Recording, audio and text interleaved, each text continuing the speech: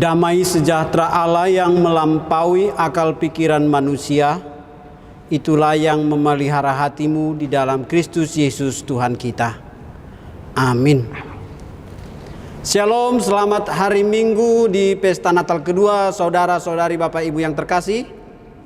Shalom, selamat ya, puji Natal syukur kedua. Di saat ini kita merayakan pesta Natal hari kedua, memperingati akan datangnya Tuhan kita Yesus Kristus yang telah lahir di tengah-tengah kita dan mempersiapkan diri untuk menyambut kedatangannya. Firman Tuhan yang menjadi renungan khotbah bagi kita terambil dari Injil Yohanes pasal yang pertama, mulai dari ayat 14 sampai dengan ayat 18. Saya akan membacakan untuk kita. Mari Bapak Ibu boleh memperhatikan. Firman itu telah menjadi manusia dan diam di antara kita. Dan kita telah melihat kemuliaannya, yaitu kemuliaan yang diberikan kepadanya sebagai anak tunggal Bapa, penuh kasih karunia dan kebenaran. Yohanes memberi kesaksian tentang dia dan berseru katanya, "Inilah dia yang kumaksudkan ketika aku berkata, kemudian daripadaku akan datang dia yang telah mendahului aku, sebab dia telah ada sebelum aku." Karena dari kepenuhannya kita semua telah menerima kasih karunia demi kasih karunia. Sebab hukum Taurat diberikan oleh Musa, tetapi kasih karunia dan kebenaran datang oleh Yesus Kristus. Tidak ada seorang pun yang pernah melihat Allah, tetapi anak tunggal Allah yang ada di pangkuan Bapa, dialah yang menyaksikannya, yang menyatakannya. Demikian firman Tuhan.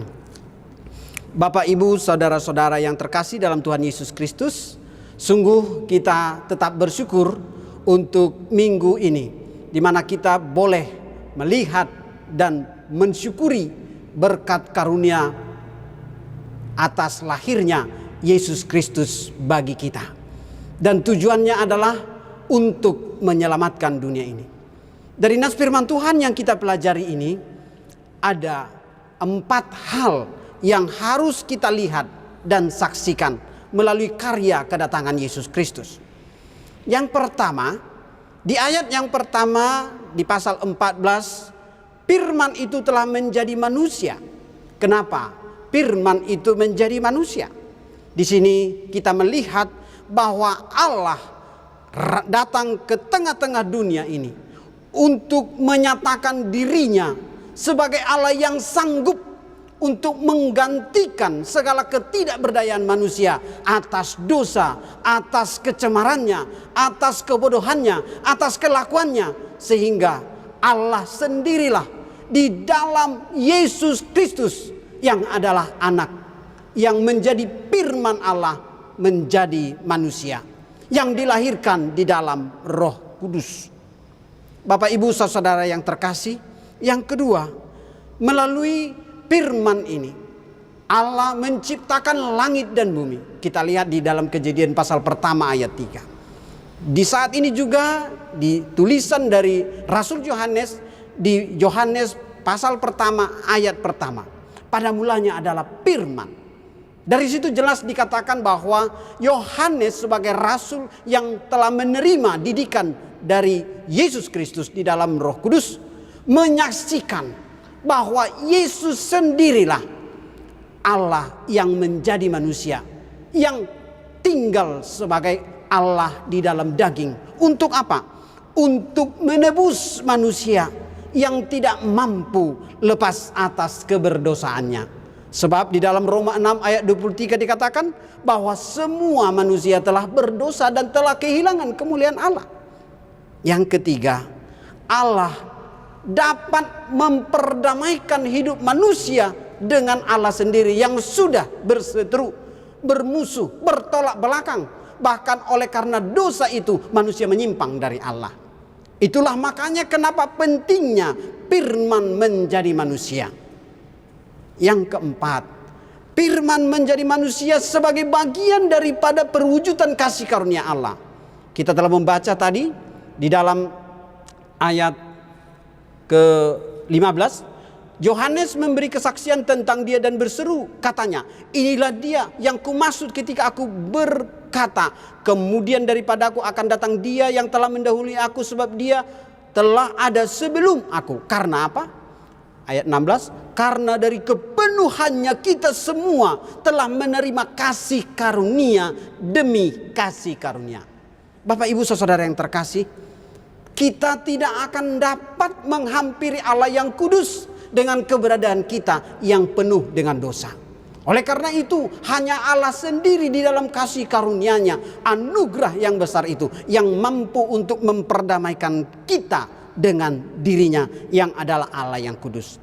Ibaratkan ketika kita sudah berada di jurang maut, untuk bisa keluar dari jurang itu butuh kekuatan besar yang mengangkat kita.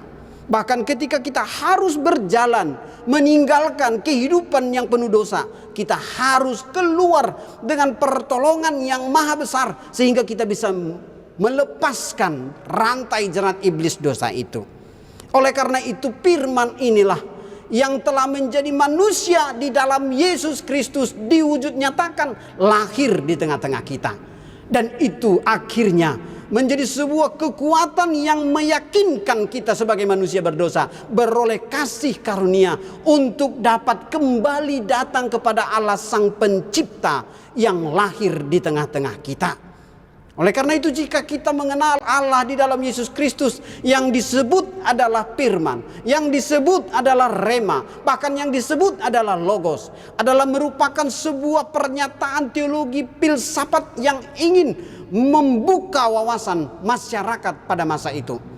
Pada masyarakat masa itu adalah masyarakat Yahudi Yunani yang Yunani Romawi yang ingin mengupayakan cara manusia untuk menyelamatkan dirinya.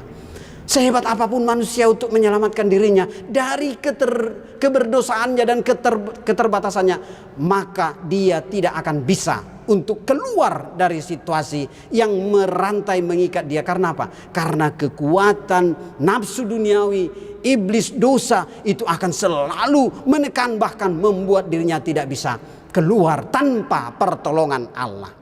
Bapak ibu saudara yang terkasih, melalui firman ini Allah ingin menyatakan dirinya sebagai rema yang diucapkan oleh Yohanes Pembaptis, yang dituliskan oleh Rasul Yohanes, supaya semua orang mempersiapkan dirinya menyambut, menyongsong datangnya Sang Juru Selamat.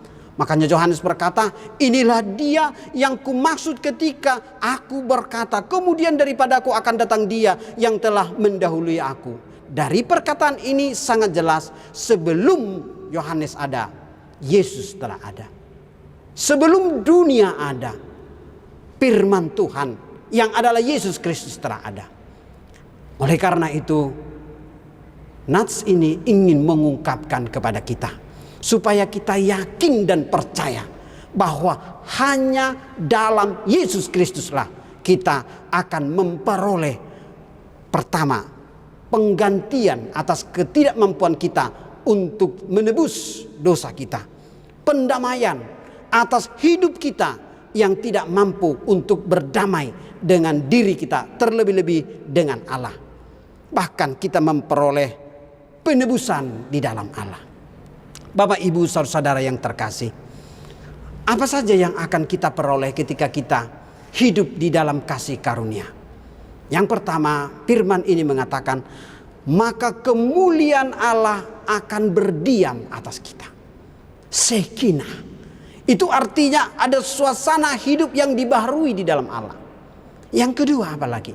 Ketika kita menerima firman Allah yang adalah Yesus Kristus, maka kita akan menemukan jalan kebenaran dan kehidupan.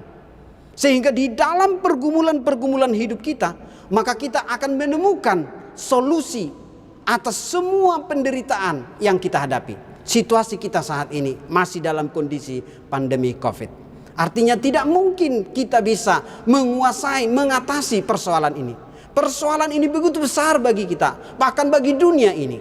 Tetapi di atas semua persoalan itu ada Allah yang menyatakan dirinya di dalam Yesus Kristus, yang menawarkan kepada kita janji keselamatan, janji pertolongan, janji pemulihan, bahkan janji penyembuhan. Oleh karena itu, mari kita buka hati kita, kita sambut kehadiran Sang Juru Selamat yang telah datang untuk kita, bahkan yang telah mengizinkan dirinya tidak hanya sekedar kata-kata, tetapi juga tindakan nyata, bahkan rela untuk memberikan dirinya, nyawanya, hidupnya untuk kita, sehingga kita memperoleh kehidupan yang baru. Di situasi Natal seperti ini, tentu kita selalu teringat akan begitu banyak hal yang harus kita persiapkan. Ada aksesoris ornamen Natal, ya, seperti pohon Natal atau pohon terang yang dahulunya adalah digunakan sebagai simbol pohon cemara. Karena apa? Karena pohon cemara dia bisa bertahan di situasi semua pohon berguguran, dia tetap menunjukkan kondisi yang tumbuh dalam kondisi segar, hijau. Di situasi pada masa salju, dia tetap bertumbuh dan terlihat hidup, memberikan sebuah nuansa kehidupan. Tetapi di situasi sekarang, istilahnya pohon terang telah diganti dengan aksesoris pohon Natal, ya. Dan pada umumnya ketika ada orang yang termasuk sedikit alergi, kalau dilihat pohon cemara dibilang itu pohon Kristen, ya. Jadi ada nuansa yang menunjukkan kekristenan.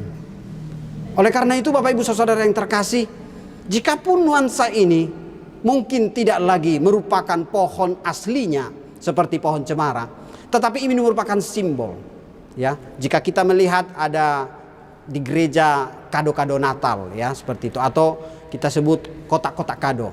Biasanya ketika anak-anak ditanya, ayo ke gereja, buat apa? Nanti dikasih hadiah. Lalu setelah datang ke gereja dilihat, hanya kotak-kotak kosong, gitu ya. Tetapi untuk mengantisipasi itu, guru-guru sekolah minggu akhirnya berpikir supaya anak-anak boleh tetap bersuka cita, memberikan goodie bag. Suatu ketika ada keluarga ditanya, jika hari Natal, apa yang kalian lakukan? Kalau suasananya ini seperti di negeri seberang, mereka akan mempersiapkan makanan. Lalu kemudian apa? Mereka akan bersukaria, ya, bernyanyi malam kudus. Tetapi setelah itu apa lagi? Katanya menurut tradisi, mereka akan menyediakan kantong, mungkin juga seperti ukuran kaos besar begitu, dan ditempelkan di luar atau ditaruh di luar. Supaya apa? Nanti setelah tidur katanya, bangun paginya mereka akan menemukan ada kado. Oh iya, itu ya. Lalu ditanya lagi anak yang lain, kamu kalau suasana Natal apa yang kamu lakukan? Katanya, kalau saya di rumah bersama orang tua bernyanyi, mengucap syukur selamat Natal. Lalu kemudian apa? Lalu setelah kami berdoa, kami ke gereja. Setelah ke gereja apa lagi? Kami akan pergi kemana? Ke perusahaan Bapak. Untuk apa? Untuk mengambil kado-kado, mengambil hadiah-hadiah, mainan-mainan. Lalu hadiah-hadiah itu dibungkus. Lalu sepanjang mereka pulang, di mana mereka melihat ada kantong-kantong seperti tempat untuk kado-kado, mereka masukkan di sana. Bapak Ibu Saudara yang terkasih, ada orang menunggu supaya orang lain memberi. Tetapi ada orang yang sudah menerima dan merasakan ucapan syukur. Dia tidak menunggu, tetapi dia digerakkan untuk menjadi berkat. Bapak Ibu Saudara yang terkasih, apakah ketika Allah di dalam Yesus Kristus menjadi firman yang hidup sekarang ada di tengah-tengah kita, apakah kita masih menunggu? Ataukah kita sudah membuka hati kita dan menerima Dia sebagai Tuhan dan Juru Selamat kita? Jika kita telah berada menerima Dia sebagai Tuhan dan Juru Selamat kita, apa yang kita lakukan saat ini?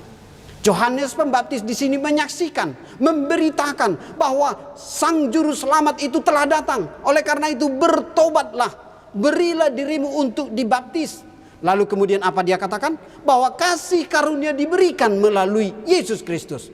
Oleh karena itu, terimalah dia, sang pemberi kasih karunia, di ayat 17. Sebab hukum Taurat diberikan oleh Musa, tetapi kasih karunia dan kebenaran datang oleh Yesus Kristus.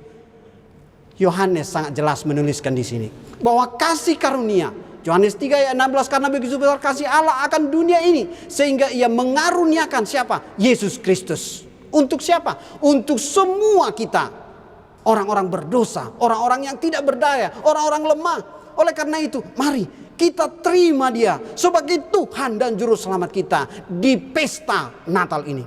Dan setelah kita menerimanya, terimalah kebenaran dan kasih-Nya. Bukan hanya menerima Yesus untuk diri sendiri, tetapi terimalah kebenaran dan kasih-Nya yang menggerakkan kita untuk menyaksikan bahwa dialah kebenaran yang hidup di tengah-tengah kita.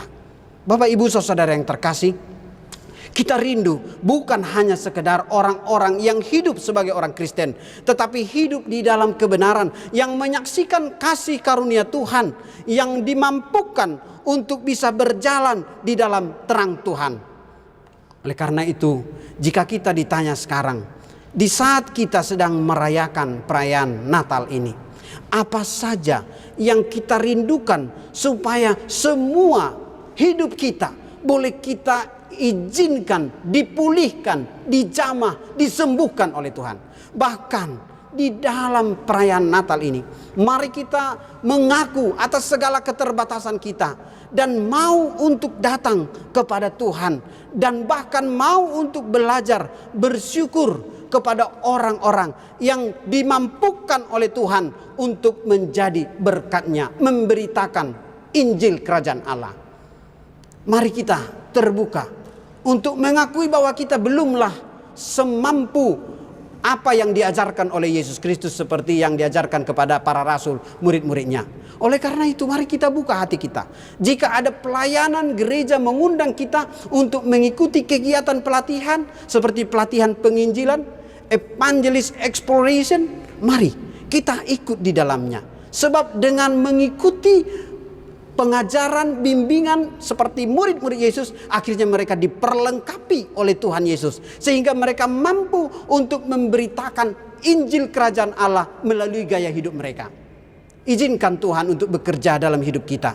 Biarlah Tuhan boleh bekerja di dalam hidup kita, sehingga gaya hidup kita boleh menjadi kesaksian yang hidup dimanapun kita berada. Di tengah-tengah keluarga, di tengah-tengah masyarakat, di pekerjaan kita, bahkan di lingkungan mungkin di mana banyak orang yang belum mengenal Kristus sebagai Tuhan dan Juru Selamatnya. Bapak, Ibu, ada seorang anak kecil berkata begini kepada neneknya, "Nek, kenapa ya kalau ada orang lahir itu semua senang?" Lalu neneknya bilang, "Iya, karena apa? Karena selalu ada sukacita yang kita harapkan." Lalu ketika si abang ini lahir adiknya, lalu dia bilang sama neneknya, "Nek, ada yang kurang." Kenapa? "Saya mengingat peristiwa Natal. Ketika bayi Yesus lahir, ada malaikat datang," katanya. "Sampai saat ini setelah adik lahir, saya belum melihat malaikat datang." Itu curhatnya kepada neneknya. "Oh, enggak apa-apa. Nanti pasti akan engkau lihat. Tapi asal kau mau untuk berdoa kepada Tuhan. Tuhan, tunjukkan dirimu kepada aku." Lalu ketika anak itu berdoa, di dalam doanya ternyata apa yang disampaikan oleh neneknya itu, dia akhirnya mendapatkan pengertian. Kenapa Yesus harus lahir di tengah-tengah dunia ini? Yesus lahir bukan seperti drama ketika orang lain, Maria, Yusuf datang, lalu yang dibawa apa? Bayi, tapi bayinya boneka. Artinya tidak hidup. Tetapi ini bukan. Ini benar-benar Yesus yang lahir, yang memang lahir di dalam roh, bukan dilahirkan oleh daging. Sehingga Yesus yang bukan berdosa itu mampu untuk menebus manusia dari dosa dan keterbatasannya. Oleh karena itu, Bapak, Ibu, Saudara yang terkasih, tentu kita rindu supaya di dalam hidup kita tidak dipenuhi dengan aksesoris-aksesoris Natal yang tidak membangun iman kita. Suatu ketika ada seorang istri di saat Natal berkata ke bini, "Pak, nanti di Natal ini saya rindu engkau memberikan saya hadiah." Lalu oke, kita akan merencanakannya. Lalu sang suami merencanakan sebuah hadiah untuk istrinya. Lalu kemudian saat pas di peristiwa Natal diberikan kado. Diberikan kado, disebut di situ ini kalung. Dia senang sekali. Dia senang karena apa? Kalung itu sangat membuat dia indah. Lalu dia cerita sama temannya. Lalu temannya bilang, menurut istri saya, istrimu tidak butuh kalung sebenarnya. Apa? Dia butuh kendaraan roda 2. Untuk apa? Untuk dia bisa berbelanja kemana-mana gitu. Tapi suaminya, si laki-laki ini, benar memang yang kau katakan itu. Tapi di mana saya bisa mendapatkan motor imitasi? Kalau kalung imitasi itu ada, katanya. Bapak Ibu saudara yang terkasih, jangan kita mengharapkan yang imitasi. Jangan kita mengharapkan sesuatu yang tidak benar dalam hidup ini. Mari kita arahkan hati kita bahwa Yesuslah kebenaran dan kehidupan. Dan di dalam Yesuslah kita sekarang diarahkan untuk menerima kehadiran Allah. Theos en, ia adalah Allah. Bahkan seksogeneto, ia menjadikan dirinya Allah menjadi manusia. Mari kita sambut kehadiran Yesus di dalam hidup kita. Bahkan kita sambut kesaksian yang membawa orang semakin dekat kepada Tuhan. Biarlah melalui firman Tuhan ini, di pesta Natal yang kedua ini, kita beroleh kekuatan dan semangat untuk hidup menyaksikan firman Allah. Jadikan Injil menjadi gaya hidup kita dimanapun kita berada. Sebab Injil Kerajaan Allah itulah sesungguhnya yang Tuhan Yesus sampaikan kepada kita dan yang akan kita bagikan kepada sesama kita. Tuhan Yesus memberkati kita. Mari kita berdoa. Bapa di sorga, kami bersyukur Tuhan atas kasih karunia-Mu, firman yang telah menjadi manusia. Biarlah kami semua yang telah menerima firman-Mu boleh diteguhkan, sehingga kami sungguh-sungguh meyakini dan mengimani bahwa hanya di dalam Yesus kami memperoleh hidup, keselamatan, jalan, dan kebenaran. Sebab Engkaulah Allah, firman yang menjadikan dunia ini dan telah menjadi manusia di dalam Yesus Kristus untuk menebus kami manusia berdosa dan memperdamaikan kami dengan Allah. Izinkan kami Tuhan untuk menerima kuasa kebenaran firman-Mu, sehingga kami mampu untuk menyerukan Injil Kerajaan Allah. Sebagaimana Yohanes Pembaptis berseru-seru agar orang-orang mau menerima kebenaran dan hidup, bertobat, bahkan bersedia untuk di dalam Kristus. Itulah sesungguhnya panggilan bagi kami. Ketika kami telah menerima Kristus sebagai Tuhan dan Juru Selamat kami dibaptis dan kami diarahkan untuk menyaksikan Kristus. Mampukan kami Tuhan, sehingga dalam kehidupan kami di tengah-tengah keluarga, kami boleh menjadi contoh dan teladan mengikut Yesus, memberitakan Injil baik dalam suka maupun duka, baik di saat senang maupun di saat susah, baik di saat sehat maupun di saat sakit. Izinkan kami untuk terus berserah kepadamu dan mengandalkan kuasa-Mu.